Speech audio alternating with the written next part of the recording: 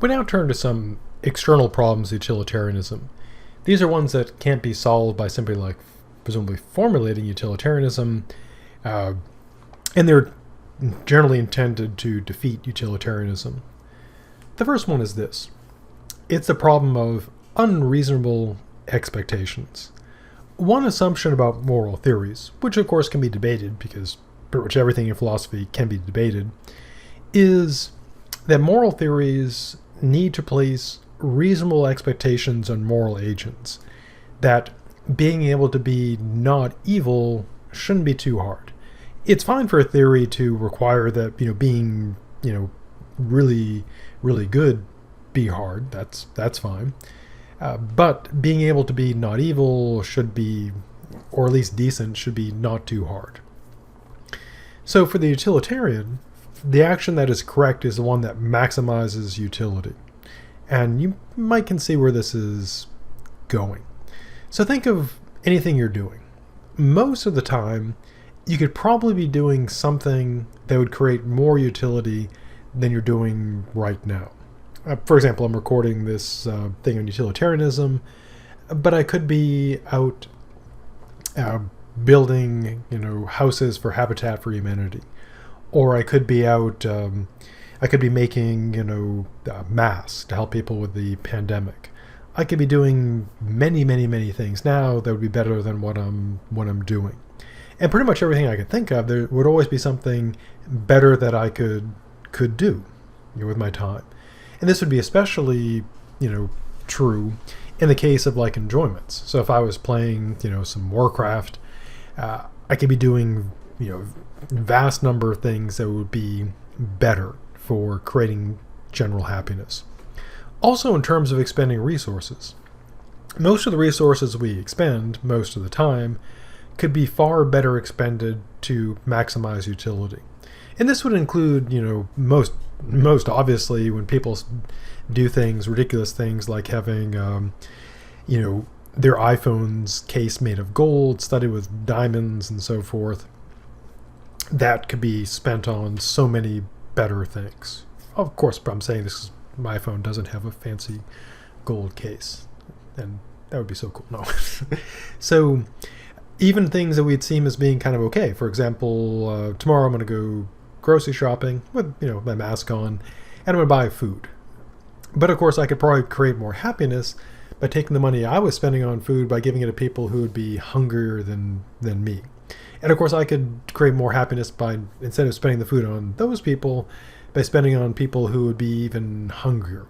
So any resource I expend, I could always seem to be better off spending it on something else. So how does this become a problem? Well, here's the problem. Utilitarianism would seem to require me to always take the best action, to always spend my resources the best way. So what would be the result? Well, at first, it may seem kind of good and cool. I could be okay, I'm not going to play, in my computer game. I'm going to go and help people instead. I'm going to do all this good stuff. I'm not going to buy myself, say, a new computer. I'll just, keep using my old one and just keep trying to repair it, keep it running. I won't buy a new car. I'll just try to keep it running. I'll use all my resources for other people. And so at first, it seems pretty generous and good. But eventually, it starts getting into what would seem insane, where I'm spending all my time helping everyone else and not taking any time for myself. I'm expending all my resources on other people, and taken to the extreme, obviously would result in my own death from starvation. And so the objection is, this theory requires way too much. And if you push it too far, it would seem to lead to death. So it's unreasonable. So how do utilitarians try to fix this? Well, one stock reply, and this takes us back to the introduction where I talked about act and rule utilitarianism. The rule utilitarian would say that these act utilitarian requirements would obviously, as the example discussion shows, lead to overall disutility. So if you looked at each action in isolation, like right now, I could be doing something better than I'm doing now in terms of helping people. Any money I spend, I could pretty much always spend it better for someone else.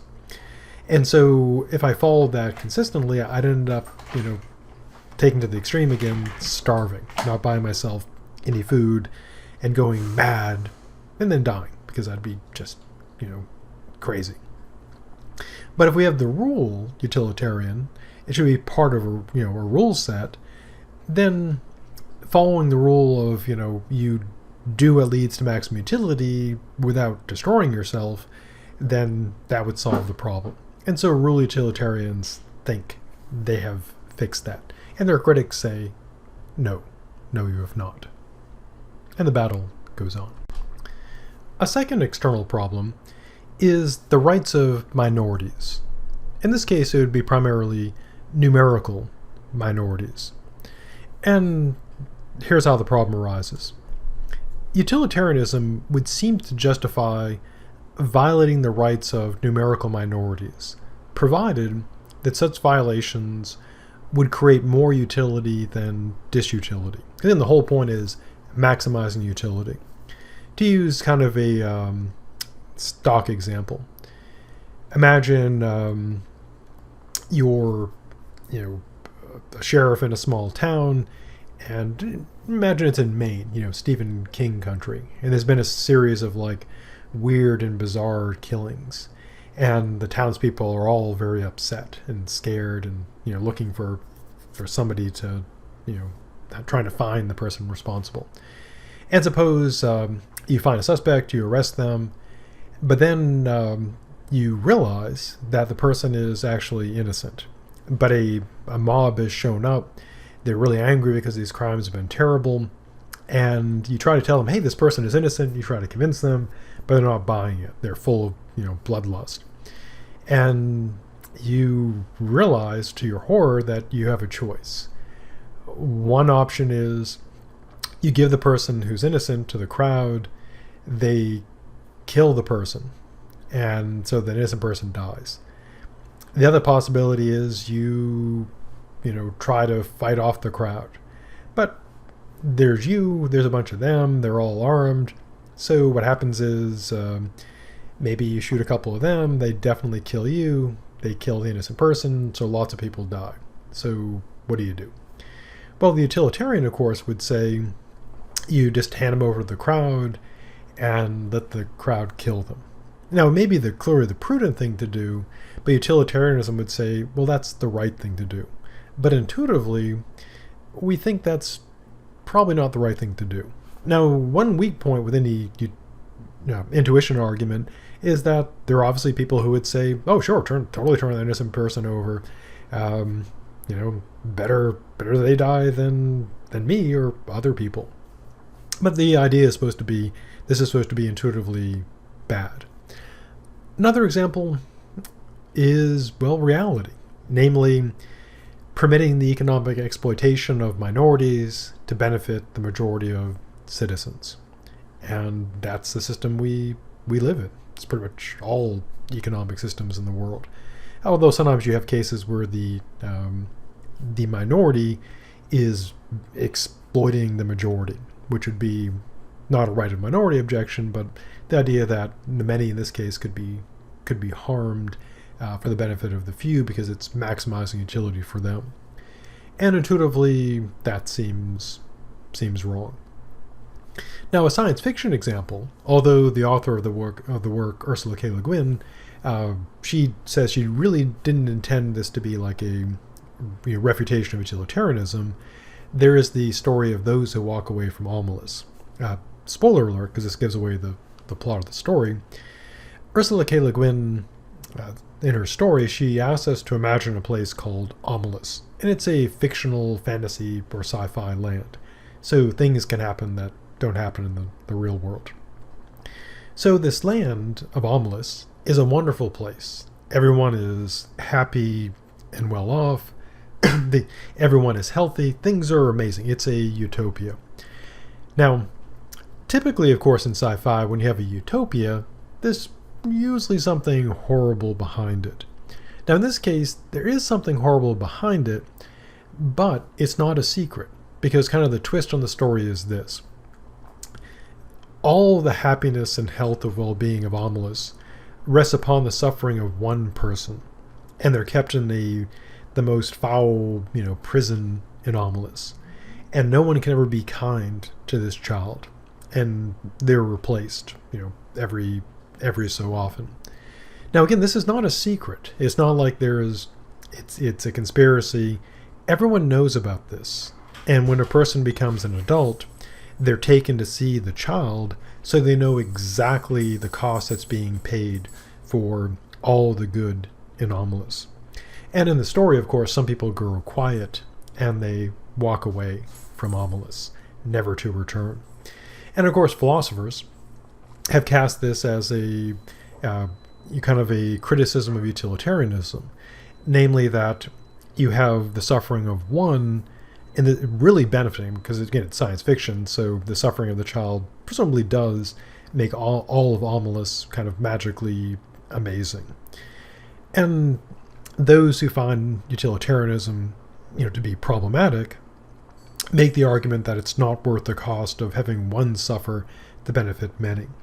Now, of course, people who support utilitarianism might say that, in kind of a refutation, that actually is a pretty good deal. In fact, it's vastly better than what we have, because Omelas, they have one person suffering intentionally, but everyone knows about it, everyone's aware of it, everyone accepts the cost, and there's just vast benefits. In our reality, we have multitudes suffering terribly, and we really don't get that much from it when you think about it. And so it could be argued that, far from being a refutation of utilitarianism, the ones who walk away from Omelas would be, something that supports it. Because if you could somehow have an incredibly great society at the cost of one person, to be honest about it, brutally honest, that would be the best human civilization ever known, vastly exceeding all others. Because, to be brutally honest about it, we have so little that we get from making so many people suffer.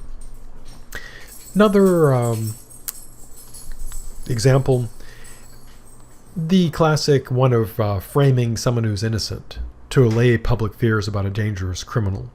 And this is, something that does happen, where they just, okay, we got this, crimes occurring, frame somebody who's innocent of this crime, and they often say he must be guilty of something, and then the idea is being that this would be justified on utilitarian grounds, because you get a greater good from small suffering. And so the whole point of these examples is to argue that utilitarianism would seem to allow treating small numbers of people terribly, or treating large number of people terribly, if there was like a huge benefit. And intuitively we're supposed to reject that. So how do utilitarians reply? Well, one reply is this. As you might imagine, rule utilitarians claim they can fix it with rules. So what you would do, instead of looking at each individual case, like going back to the original example, imagine you're the sheriff in the small town in Maine, series of weird, mysterious deaths, and there's an innocent person, the crowd has come to kill them. Now, act utilitarianism would seem to say, give them to the crowd. But imagine if that were a rule. Well, the rule would be is that any time, mobs came to demand blood, they'd just be turned over. And of course, this would result in the justice system being even worse than it is now, because all people would have to do is show up and say, give us the suspect, we're going to kill him, and they would just be handed over. But that would overall create more disutility than utility. Similarly, take the example of framing innocent people. In a particular case where the community is scared and businesses are losing money because people are afraid to go there, framing an innocent person to make people feel safe might seem to be the right action, for a utilitarian. But if that was a general rule, that innocent people would just be framed conveniently, and people knew this rule, then people would be, less trusting, even less trusting they are of, the legal system. And so the idea, the rule utilitarian would say that we would fix these things with rules, or so they claim. Now, critics of rule utilitarianism say back that it can't be a thing, because it's, by using rules, it's moving away from utilitarianism. And the rule utilitarianism say, we're fine. And then, of course, the critics say back, no, you're not. And the battle, rages on. 3 more external problems for utilitarianism. One will be pretty serious. The last 2 will be kind of more abstract. So here's the first problem. Utilitarianism seems to permit very terrible things. All you have to do to justify anything that seemingly would be very terrible is simply show that the utility outweighs the disutility, and aside from disutility, there's nothing that is intrinsically wrong. So think of all the horrible things you can think of. Under the right circumstances, those could all be good. And the reason why I have the graphic there of the gladiators, you can imagine if we had death sport and blood sport, gladiatorial matches, and as long as people liked it, we could cast people, if you ever saw the classic Arnold Schwarzenegger film, The Running Man, where they do that, or of course the Hunger Games, where they have these horrible gladiatorial matches, essentially to entertain the population and do various things. And so imagine we get to a dystopian situation, more dystopian than we are now, and they start throwing people into these death sports, as opposed to sports where they just get like concussions, etc. Well, if people really, really like that and they enjoy it, the suffering of the people thrown in there to be chopped to pieces for the amusement of the masses, well, that wouldn't matter.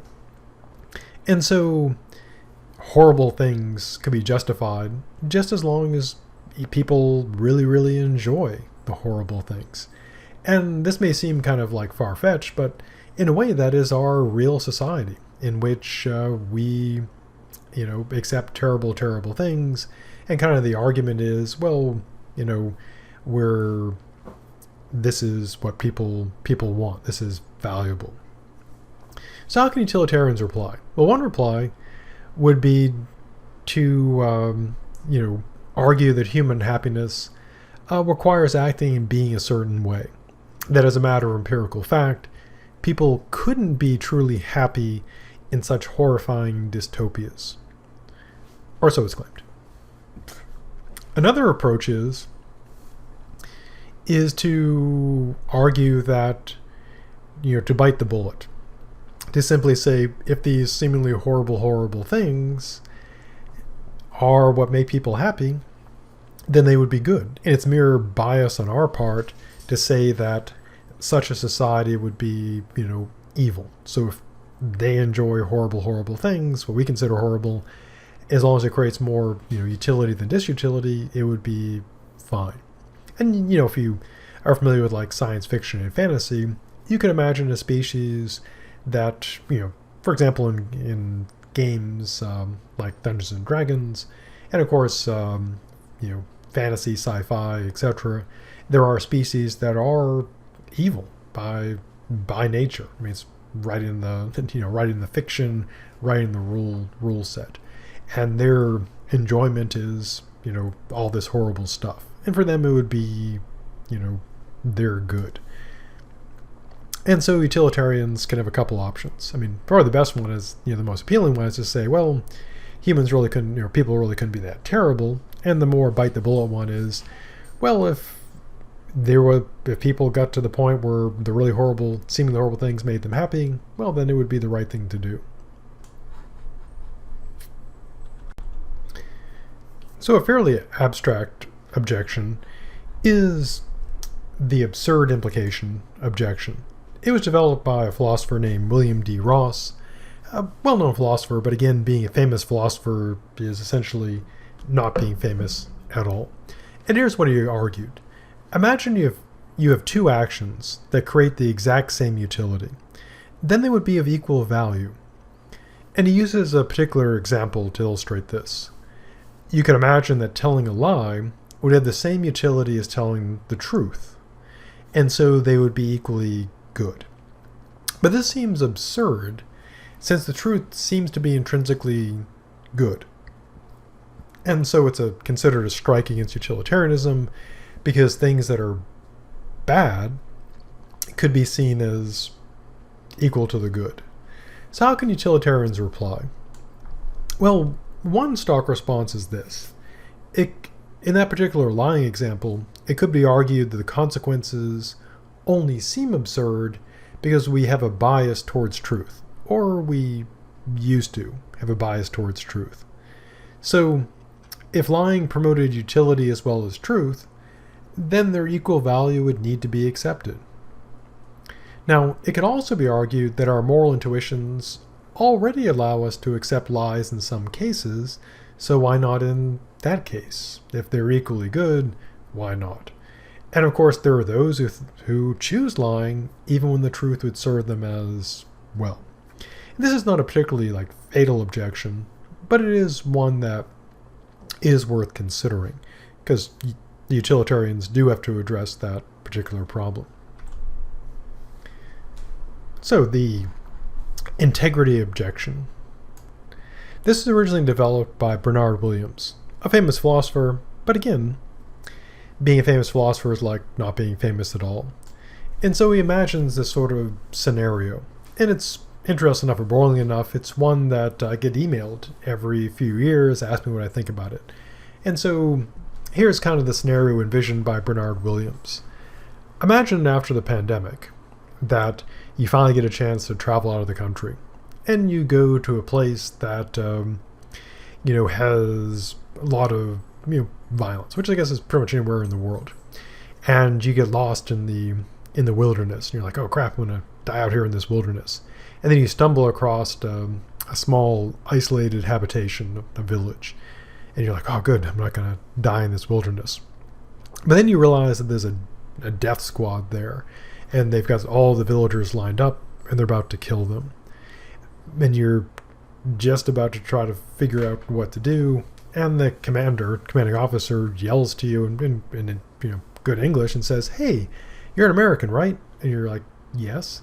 The person says, oh yeah, I went to Ohio State, got my master's in philosophy, but never finished my PhD, so what do you do? Well, of course you go and run a death squad.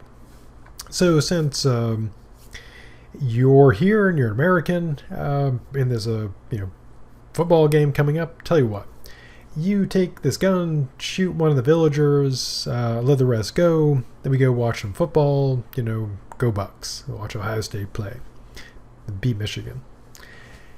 So what should you do? Well, utilitarians would of course say you should take the gun, shoot the one villager, assuming Buckeye psychopath's going to keep their word, and let's assume they do. Then you go and watch football, and one person dies, which is bad, but the whole village doesn't get wiped out, which is good. So strictly by the numbers, it's the right thing to do. So what's the problem? Well, according to Williams, this would lead to alienation. So this is a flaw for utilitarianism. So how can the utilitarian reply back to this? Well, one option is to contend that some alienation, some damage to integrity, is a necessary and unavoidable aspect of morality, that all moral theories face this problem. Now, this can be a legitimate move, both in ethics and other areas. So if something is a problem for, say, every moral theory or most moral theories, it's not a special problem for one theory. To use an analogy, suppose there are two politicians running for office, and these are the only two choices. Typical election. You've got the Democrat or the Republican, and you can vote for either of them, and they're your only options. So suppose both of them have some, equally sketchy thing about them. The same sketchy thing. Well, in that case, that doesn't give you any grounds for picking one over the other, because true, they're both, you got this sketchy issue, but they're equal in their sketchiness. So yeah, it's bad, but it gives you no grounds for picking one over the other. You need, some particular defects in one the other doesn't have to justify this.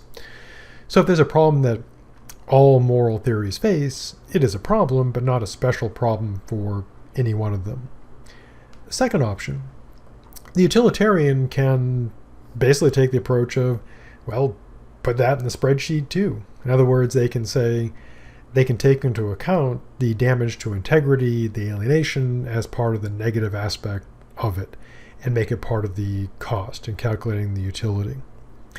And thirdly, kind of similar to the first approach, is to argue that moral decisions do often require choosing among evils.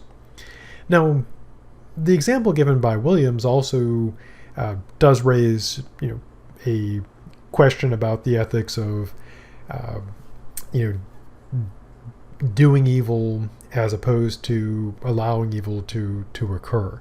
And this often is kind of a trope in, movies with villains, where the villain will, say to the hero, for example, James Bond, and say, "So, Mr. Bond, I'll give you a choice between, shooting one person or I have to kill all these people."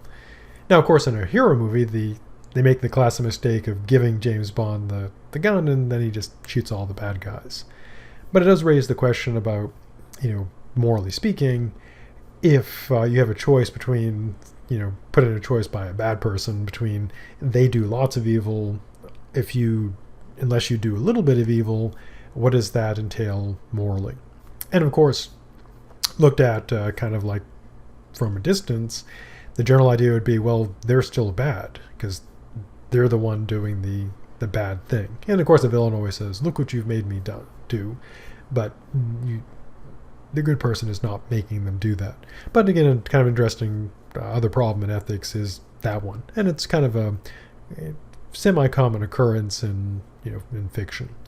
So that takes us to the end of some problems to utilitarianism.